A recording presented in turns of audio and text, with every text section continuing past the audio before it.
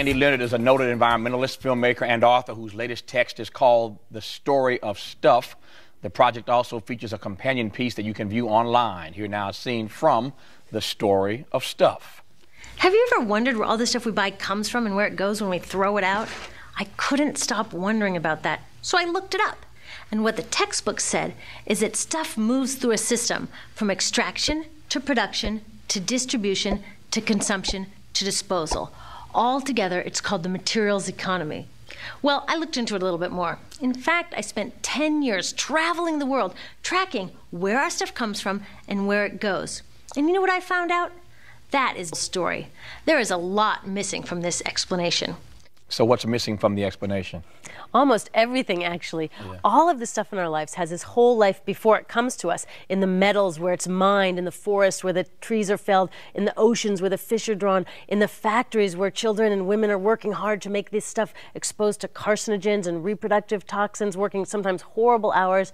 Then it comes to us. We have it for minutes sometimes, throw it away, and then it goes to some dump or incinerator, often back overseas. So all of the stuff in our lives really has this very, very long life, and we only get to know it in the very tiny part where we see it, which is, the beautiful part. So there's a lot of hidden environmental, social, and health impacts. I became so interested in this, I really did travel around the world for over a decade and visited hundreds of factories where our stuff is made and dumps where our stuff is dumped. So I just got to see this firsthand. Does that mean that Andy Leonard is anti-stuff?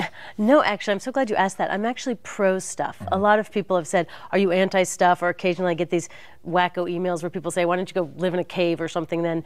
I'm actually pro-stuff in the sense that I want us to have more appreciation and reverence for and knowledge about where our stuff came from. Right now, with this culture of consumerism that we have in this country, we're just buying and chucking stuff all the time without stopping to think, who mined that metal? Was it some kid in the Congo who had to drop out of school to go mine this so I could get the new cell phone? Who made this? Who made these electronics? Did some woman lose her ability to have healthy children because she's working in an IBM factory in the clean room? Who along the way pitched in to get this stuff, and where is it going? I just wanted us to start thinking a little more critically about where all this stuff comes from and what impacts does it have beyond our field of vision. Does that mean that we are wrong to make assumptions then about companies being responsible in the making of the stuff they pass on to us? There are some companies that are definitely responsible and that are trying to do well. I'm sorry to say that those are the minority right now. The general practice right now is that companies are using an enormous amount of toxic chemicals in our products. A lot of people don't realize how much toxic chemicals are in our products, in our furniture, in our cosmetics, in our electronics. And those toxic chemicals then get into our homes. There have been some great studies where environmental groups have tested the dust in people's households. It's full of toxic chemicals because it's in all of our products. And as long as we keep letting companies use these toxic chemicals, we're going to keep getting them. I'll tell you, I'm actually a good example in this because I try to be as vigilant as possible, and I have a lot of awareness about this. So I don't use Scotchgard, I don't have PVC in my house, I don't have BPA and Teflon pans, all these things that I know about, I keep them out of my house. But when doing the research for this book, I had my own body burden tested to see what toxic chemicals are in my own body, and there are dozens and dozens of toxic chemicals in my body. It goes to show how we cannot solve this problem in terms of individual vigilance alone. We need our government to be more protective and proactive in limiting the toxic chemicals that companies are allowed to use in their products. And as vigilant as you are aware, then, do you suspect that the toxins in your body come from? They just come from everywhere because they're all over. Food is one source, really electronics, skincare products, cosmetics. Cosmetics is actually a technical term that means all personal care products. It's not just makeup for women. Deodorant, sunscreen, hair conditioner, all those things are loaded with toxic chemicals.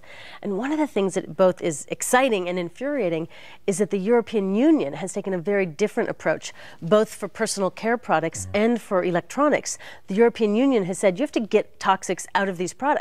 The European Union has banned over 1,000 chemicals, toxic chemicals from personal care products, but our personal care products are still allowed to have them. Same thing with electronics. In the European Union, they've banned lead, a neurotoxin, mercury, another neurotoxin, cadmium, a carcinogen, flame retardants, all these toxic chemicals the EU says is not allowed to be in electronics over there, but we still allow them in our electronics. And it just makes me think, why not here? If they can do it, why not here? What's the difference then in terms of why they've been progressive in this area, and we in the States have not been? What gives? I think there's a bunch of different factors.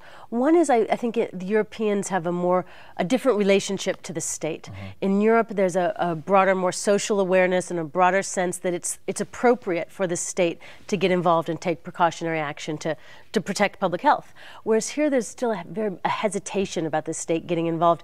And here, we've really allowed corporations to dominate the political process. So in Europe, the government says, take the toxic chemicals out, and the companies say, I don't know how, and the government says, figure it out. Here, the government says, take the toxic chemicals out. Companies say, I don't know how, and the government says, oh, it's okay, you don't have to. So they've just taken a more precautionary and protective approach in Europe. How do you flip that, though? I think it was Calvin Coolidge